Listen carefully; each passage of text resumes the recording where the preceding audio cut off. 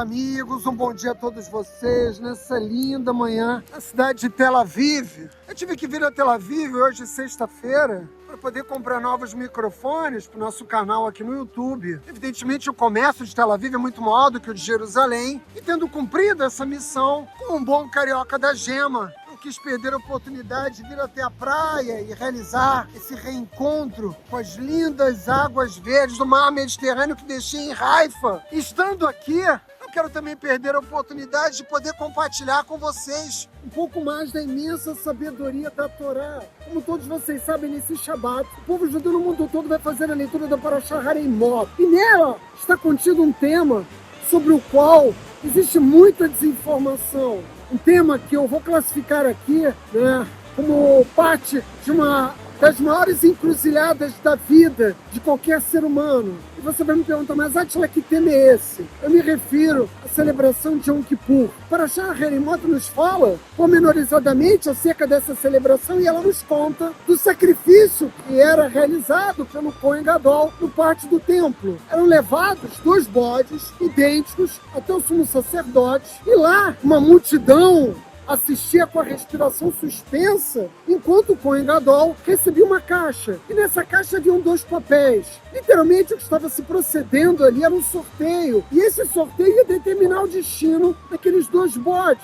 O Kohen Gadol tirava um papel e colocava sobre a cabeça de um bode. E retirava outro papel e colocava sobre a cabeça do outro bode. Um bode era designado para Deus e o outro para Azazel. O Kohen Gadol realizava ali mesmo o sacrifício ritual do bode, que era destinado ao Criador do Universo, que era dado em sacrifício depois de ser santificado para Deus. O Kohen Gadol recolhia, coletava o sangue e o aspergia sobre o altar sagrado. Mas Átila, e o outro bode? O outro bode, ele era levado para fora do pátio, para um campo aberto, até uma encosta distante, coberta de rochas pontiagudas. O bode, então, era lançado do precipício e, ao cair, ele era despedaçado pelas saliências rochosas e afiadas daquela montanha.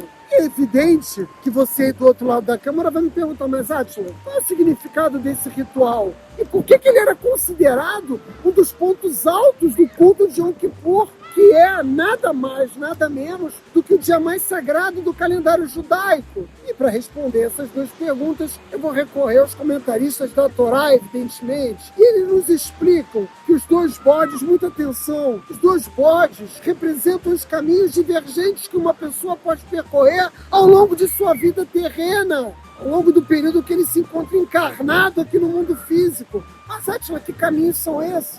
O caminho da espiritualidade, o caminho do materialismo.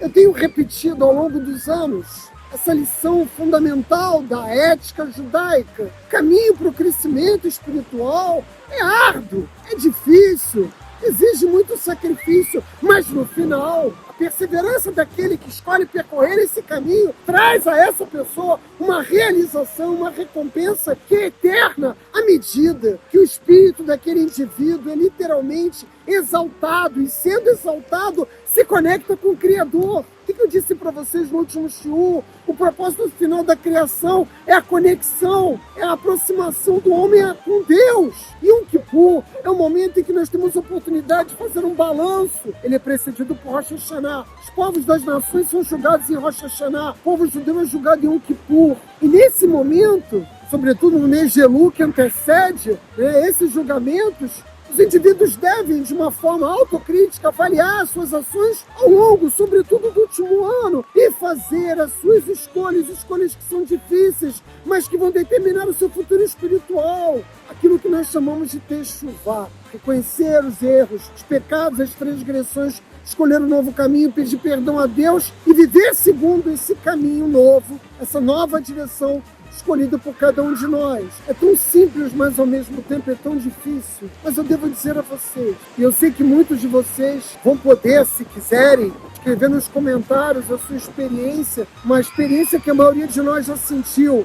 Em algum momento de suas existências, ela viveu aquilo que eu posso qualificar aqui como uma transcendência espiritual, e ela se recorda desse momento com grande euforia, porque eu mesmo me recordo um dia desses, eu conto para vocês Que experiência foi essa que fez com que eu decidisse definitivamente viver segundo o judaísmo da Torá? E quando essa experiência tem lugar nas nossas existências, ela ressoa profundamente no nosso coração, na nossa mente, na nossa alma. E eu devo dizer a vocês, porque eu mesmo senti isso, e toda vez que me recordo, volto a sentir, não há prazer maior que um ser humano possa experimentar do que essa experiência espiritual de conexão com o Criador. Esse sentimento, essa sensação, meus amigos, é justamente representada pelo bode, que é sacrificado no pátio do templo, que é designado para Deus, que é santificado. Ele é santificado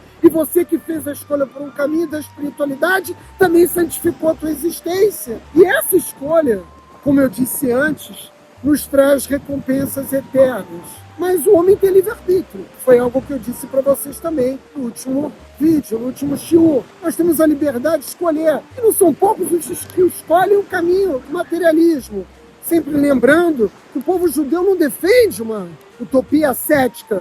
Nós sabemos que a matéria tem a sua importância, o seu significado, sobretudo para nos auxiliar a realizar os nossos objetivos espirituais no mundo, cumprindo a nossa missão existencial. Mas a maioria das pessoas no mundo escolhe o caminho do materialismo e destina todo o seu foco a isso. Suas existências giram em torno desse objetivo. E é preciso reconhecer que esse caminho é um caminho muito mais fácil, muito mais de fácil acesso para as pessoas, sobretudo porque ele proporciona continuamente gratificações. Constantemente nós nos autogratificamos, atendendo aquelas que são as nossas necessidades físicas do corpo. Uma casa nova, um carro novo, uma torta de chocolate, sexo refreado, enfim. Cada indivíduo tem as suas próprias necessidades e busca autogratificar-se, nesse mundo de tanto materialismo, através desses objetivos. Eu não preciso dizer para vocês qual é o resultado disso.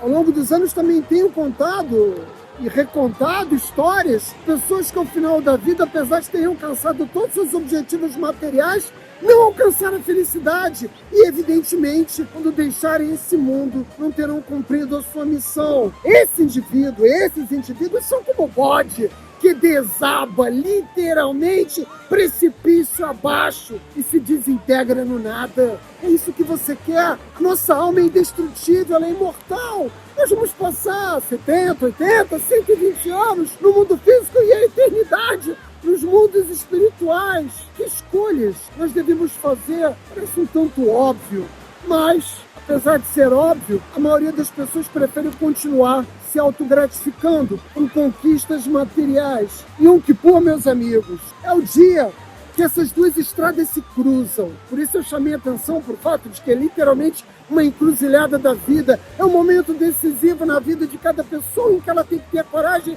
de tomar as decisões mais difíceis quando está diante dessa encruzilhada, ou seja, que caminho seguir, que direção escolher. Mas fazer as escolhas mais difíceis não são para todos, deveriam ser, mas efetivamente poucos escolhem o caminho mais difícil, mas que de fato oferece a eternidade das nossas almas, a maior de todas as recompensas, que é estar próxima da luz do Criador no mundo espiritual. Essa é a maior de todas as recompensas. Quando eu disse há pouco que cada um de nós já teve uma experiência de transcendência espiritual, essa experiência, ela ressoa profundamente em cada um de nós, porque nós podemos sentir essa luz que nos chega dos céus nas nossas vidas. Tendo compartilhado com vocês essa poderosa lição da ética e da moral judaica, que na verdade é um tema recorrente nos meus vídeos. Eu posso escolher praticamente qualquer passuco da Torá e nós voltamos ao ponto de partida, os caminhos divergentes que uma pessoa pode percorrer ao longo de sua vida, o caminho da espiritualidade ou o caminho do materialismo.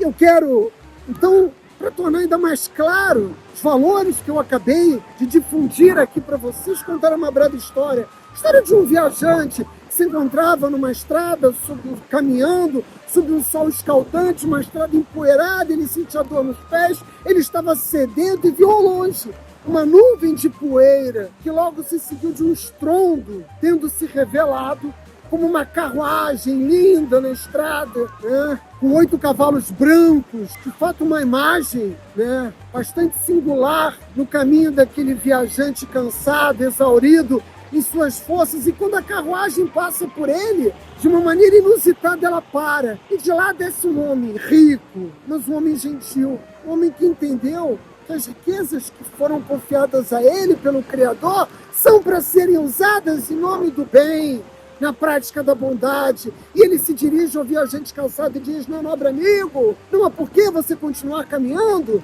nesse dia tão quente, quando você pode cavalgar ao meu lado. Vejam que linda atitude. Aquele homem rico parou a carruagem e ofereceu uma carona ao pobre viajante, mas apesar do viajante ter sido tomado de grande surpresa, que vocês concordam comigo, não é algo que se vê todos os dias, ele teve que se dirigir àquele homem rico, tão gentil, e agradecer efusivamente a sua oferta, mas negá-la. Eu não posso aceitar a sua oferta. E o homem rico disse àquele viajante: eu parei e ofereci a você esse favor porque percebo que você se encontra em apuros, sem esperar nada em troca, meu caro. Entra na carruagem e siga pelo caminho comigo. Mas apesar disso, o viajante agradeceu a oferta, mas recusou.